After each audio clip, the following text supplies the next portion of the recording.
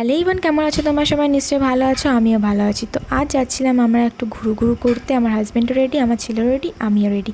আর এদিকে দেখি অফার যাচ্ছিলো যে জিও থেকে এয়ারটেলে পোর্ট করলে অফার পাবো, আর সাথে একটা গিফটও দিয়েছিলো। তোমাদেরকে পরে দেখাচ্ছি কী গিফট দিয়েছিলো।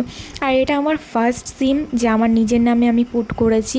আমার হাজব্যান্ড বললো তোমার নামে পুট করো না, আমার যেহেতু 20 বছর হয়ে গেছে, আমি এখন নতুন সিম কিনিনি, তো এটা আমার ফার্স্ট সিম ছিল। তার আমরা চলে আসছিলাম আজ দত্তপুলিয়াতে এসে ধাবা থেকে অর্ডার করেছিলাম চিকেন চাও।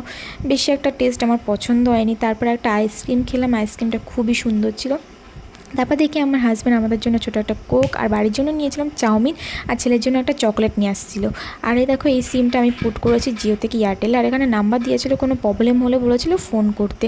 আর এই যে গিফট হিসেবে এই বাস্কেটটা দেখছো, খুবই ভালো ছিল, বড় ছিল, ওই গিফটটা দিয়েছিলো। আর তারপর বাড়ি এসে আবার আমি চপ খাওয়া শুরু করে দিয়েছি, মানে আমার খিদে পেটই ভরছে না, আমি খেয়ে যাচ্ছি। আর দেখো গোলুমোলু হচ্ছি কত।